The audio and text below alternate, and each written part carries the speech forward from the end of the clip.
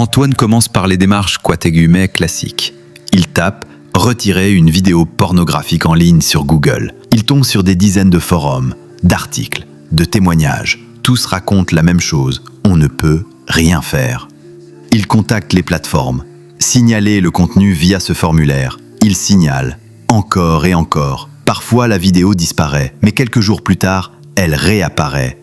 Sur un autre site, puis un autre encore. Antoine contacte un avocat spécialisé. Le ton est poli mais froid. Monsieur, sans preuve de coercition ou d'usurpation d'identité, les recours sont limités. A-t-elle signé un contrat, même douteux? Oui, mais elle avait 19 ans, elle ne comprenait pas, c'était un piège, je comprends. Mais le juge ne verra qu'un document signé. Et la justice numérique est lente, très lente. Antoine raccroche, le cœur lourd.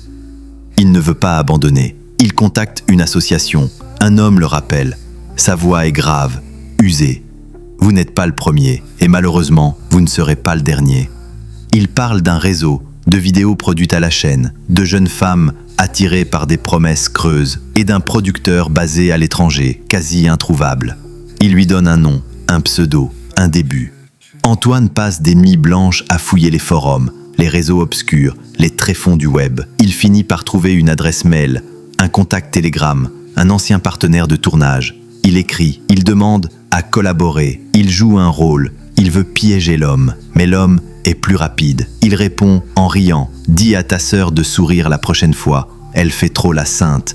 Antoine explose, il hurle, il lance son téléphone contre le mur, il n'a plus de limite, plus de barrière. Il dépose une plainte officielle, il imprime les captures, les échanges, il exige une enquête, il exige qu'on l'écoute. Mais l'enquêtrice au commissariat regarde son dossier sans illusion.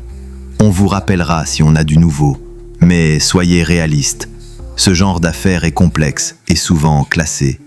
Il ressort dans la nuit, vide. À la maison, Juliette l'appelle. Elle sent que quelque chose a changé. Antoine, t'es où? Dehors, dans un monde qui pue la lâcheté. Tu crois qu'on peut encore l'arrêter? Non, mais on peut l'exposer. Juliette ne répond pas tout de suite, puis sa voix tremble. Et si je parlais? Si je disais tout? Antoine s'arrête de marcher. Le vent souffle dans les branches. Tu es prête? Non, mais je n'ai plus envie de me taire.